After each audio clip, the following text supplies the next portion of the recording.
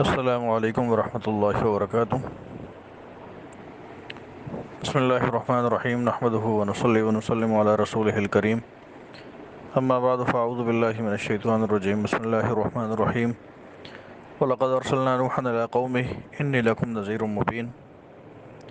اللہ تعالیٰ ارشاد فرما رہے ہیں کہ ہم نے نوح علیہ السلام کو ان کی قوم کے پاس یہ پیغام دے کر بھیجا، انی لکم نذیر مبین، کہ میں تمہیں اس بات سے صاف صاف آگاہ کرنے والا پیغمبر ہوں اور تمہیں واضح طور پر جہنم کے عذاب سے ڈرانے والا ہوں۔ واضح پیغام کیا ہے؟ اللہ تعبدوا الا اللہ، اللہ کے سوا کسی اور کی عبادت نہ کرو۔ انی اخاف علیکم عذاب یوم علیم، یقین جانو مجھے تم پر ایک دکھ دینے والے، درد دینے والے عذاب کے دن کا اندیشہ ہے۔ دیکھیں، آدم علیہ السلام کے بعد ان کے بیٹے حضرت شیس علیہ السلام پیغمبر بنے، پھر ان کے بعد حضرت ادریس علیہ السلام بنے، اور پھر اس کے بعد جو ہے وہ چوتھے نمبر پر حضرت نوح علیہ السلام اللہ رب العزت کے جلیل القدر پیغمبر اور ان کے نبی ہیں۔ حضرت آدم علیہ السلام کے بعد حضرت شیس کے زمانے تک، حضرت ادریس کے زمانے تک لوگ ایک ہی امت تھے، سب خدائے وحدہ لا شریک کو جو ہے وہ ماننے والے تھے، سب خدائے ذوالجلال کی جو ہے وہ برتری اور بلندی کے قائل تھے، بڑائی کے قائل تھے، اور ایک خدا کی عبادت کیا کرتے تھے۔ حضرت نوح علیہ السلام کے زمانے میں شیطان نے یہ چال چلی کہ اس زمانے کے اندر جتنے بھی لوگ، نئی نسل کے لوگ موجود تھے جن کے بزرگ انتقال کر چکے تھے، تو وہ نوجوان ان کو یاد کر کے بڑے رویا کرتے تھے۔ تو شیطان نے ان کے دل میں یہ بات ڈالی، یا انسانی شکل میں آ کر ان کے سامنے یہ بات رکھی کہ ایسا کرو، جن بزرگوں کو تم یاد کر کے روتے ہو ان کی تصویریں بنا کر اپنے پاس رکھ لو، اپنے ہاتھوں سے تمہیں ان کی شکل و صورت یاد ہے، ان کی قد و قامت، ان کی جسامت تمہارے ذہنوں میں، تو ان کی مورتیاں بنا لو، ان کی تصویریں بنا لو، اپنے پاس محفوظ کر لو، جب بھی تمہیں وہ یاد آیا کریں تو ان کو دیکھ کر اپنے دل کو تسلی دے دیا کرو۔ تو جو اس زمانے کے لوگ تھے ان کو یہ مشورہ بڑا پسند آیا کہ یہ تو بڑی اچھی بات ہے۔ وہ نسل جو ہے، جو لوگ جنہوں نے مورتیاں بنائی تھیں اور صرف اپنے بزرگوں کو دیکھ کر اپنے دل کو تسلی دیا کرتے تھے، وہ نسل جب چلی گئی، اس کے بعد والی جب نسل آئی تو شیطان نے انسانی شکل میں آ کر یا ان کے دل میں یہ بات ڈال دی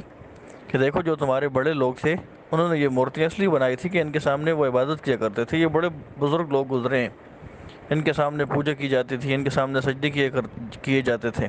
تمہارے بزرگ ان کی عبادت کیا کرتے تھے۔ تو شیطان نے جو ہے نئی نسل کو ان مورتیوں کی عبادت، ان کے سجدے کرنے میں لگا دی۔ جب نوح علیہ السلام کے زمانے میں اس طریقے سے شیطان نے شرک کی ابتدا کی، تو پھر اللہ رب العزت نے نوح علیہ السلام کو مبعوث فرمایا تاکہ وہ انسانوں کا تعلق جو ہے وہ دنیا سے کاٹ کر اللہ تعالیٰ کی ذات کے ساتھ جوڑے، اور جو لوگ پہلے پوری کی پوری ایک ہی امت تھے، خدائے وحدہ لا شریک کو ماننے والے تھے،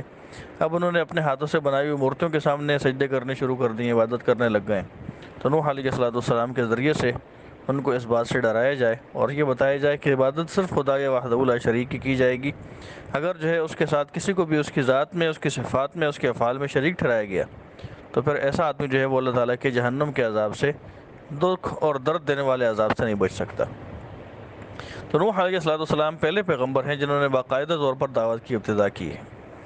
تو اللہ تعالیٰ فرما رہے ہیں کہ ہم نے نوح کو ان کی قوم کے پاس بھیجا اور یہ بتانے کے لیے بھیجا کہ میں تمہیں واضح طور پر ڈرانے والا ہوں، اللہ تعالیٰ کے علاوہ کسی کی عبادت نہ کرنا، اور میں جو ہے وہ تمہارے اوپر خوف رکھتا ہوں اس درد دینے والے، دکھ دینے والے عذاب کے دن کا۔ اب ان کے جواب میں کیا کہنے لگے؟ فقال الملأ الذین کفروا من قومہ ما نراک الا بشرا مثلنا۔ تو اس پر ان کی قوم کے سردار لوگ جنہوں نے کفر اختیار کر لیا تھا، جو کافر تھے، کہنے لگے کہ ہمیں تو اس سے زیادہ آپ پہ کوئی بات نظر نہیں آ رہی کہ آپ بھی ہم جیسے ایک انسان ہی ہیں۔ وما نراک اتبعک الا الذین هم اراذلنا بادی الرأی، اور ہم یہ بھی دیکھ رہے ہیں کہ صرف وہ لوگ آپ کے پیچھے لگے ہیں جو ہم میں سب سے زیادہ بے حیثیت ہیں، اور بادی الرأی، وہ بھی سطحی طور پر، ظاہری طور پر کوئی رائے قائم کر کے۔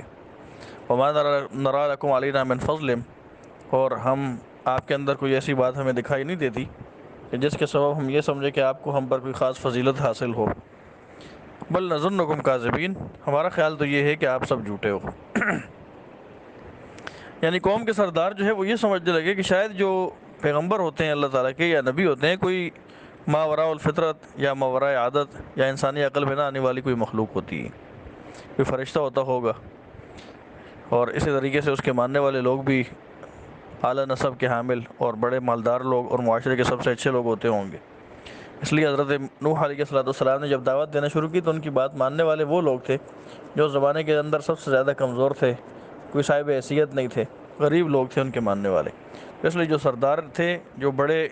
ٹھاٹ باٹ سے شان سے رہنے والے لوگ تھے اس معاشرے کے، انہوں نے یہی اعتراض کیا کہ ایک بات تو یہ ہے کہ آپ ہماری طرح انسان دکھتے ہیں، ہمارے اوپر آپ کو کوئی خاص فضیلت حاصل نہیں۔ دوسری بات یہ ہے کہ آپ کے ماننے والے وہ لوگ ہیں جو ہم میں سب سے زیادہ بے حیثیت لوگ ہیں، آپ کو تو کوئی خاص فضیلت ہم پر حاصل نہیں، ہم تو یہ سمجھ رہے ہیں کہ سب جھوٹ بول رہے ہیں آپ۔ قال یا قوم ارأيتم ان كنت على بينة من ربي واتاني رحمة من عنده فعميت عليكم۔ تو نوح علیہ السلام نے کہا، میری قوم ذرا مجھے یہ بتاؤ کہ اگر میں اپنے پروردگار کی طرف سے آئی ہوئی ایک روشن ہدایت پر قائم ہوں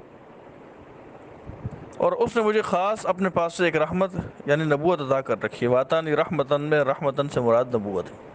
اور جب اس نے اپنی طرف سے خاص مجھے ایک رحمت عطا کر رکھی ہے، نبوت عطا کر رکھی ہے، فعمیت علیکم، پھر بھی وہ تمہیں نظر نہیں آ رہی، تم اندھے کر دیے گئے، انلزمکموہا وانتم لہا کارہون، کیا ہم اس کو تم پر زبردستی مسلط کر دیں،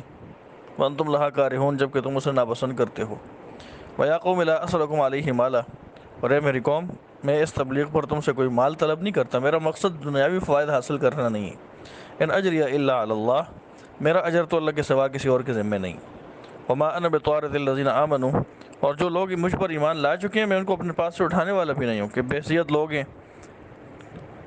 تم جو ہے ان لوگوں کی وجہ سے ایمان نہیں لاتے تو ایسا نہیں ہو سکتا کہ میں ان کو اپنے پاس سے اٹھا دوں کہ تم لوگ چلے جاؤ تاکہ یہ مالدار لوگ مجھ پر ایمان لائیں، ایسا نہیں ہوگا۔ انہم ملاقو ربہم، ان سب کو اپنے رب کے پاس جا کے ملنا ہے۔ ولکنی اراکم قوما تجہلون، بلکہ میں تو یہ دیکھ رہا ہوں کہ تم لوگ جاہل لوگ ہو، جاہل قوم ہو، نادانی کی باتیں کر رہے ہو۔ وَيَا قَوْمِ مَن يَنصُرُنِي مِنَ اللَّهِ إِن طَرَدتُّهُمْ، اور اے میری قوم، اگر میں ان لوگوں کو دھتکار دوں تو کون مجھے اللہ کی پکڑ سے بچائے گا؟ فلا تذکرون، کیا تم پھر بھی دھیان نہیں دیتے؟ اللہ تعالیٰ نے جب مجھے یہ حکم دیا ہوا کہ ان کو اپنے ساتھ جوڑ کے رکھوں تو یہ کیسے ہو سکتا ہے میں ان کو اٹھا دوں؟ اگر میں ایسا کروں گا تو پھر تو ظاہر ظلم ہوگا، اور ظلم کی سزا اللہ تعالیٰ کے ہاں ہوتی ہے۔ ولا اقول لکم عندی خزائن اللہ، میں تم سے یہ نہیں کہہ رہا ہوں کہ میرے قبضے میں اللہ کے خزانے ہیں۔ ولا عالم الغیب، اور نہ ہی میں غیب کی ساری باتیں جانتا ہوں۔ ولا اقول انی ملک، اور نہ ہی میں یہ کہہ رہا ہوں کہ میں کوئی فرشتہ ہوں۔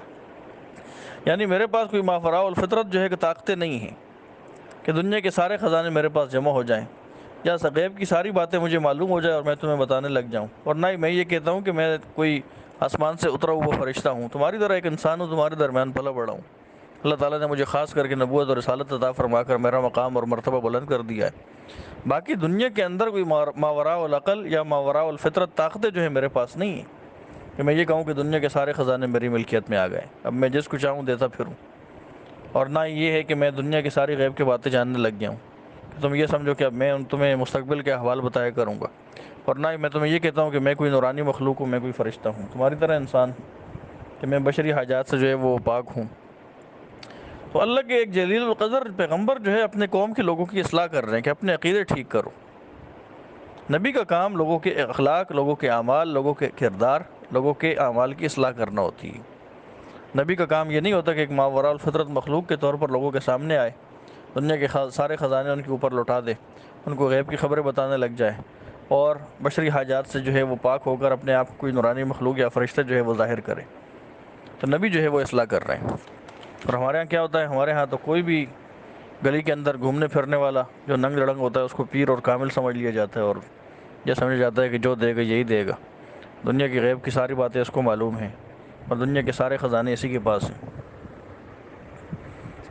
کہتے ہیں نا، بری بری کر دو میری قسمت کھوٹی ہری، بری امام جو اسلام آباد میں جن کا مزار ہے۔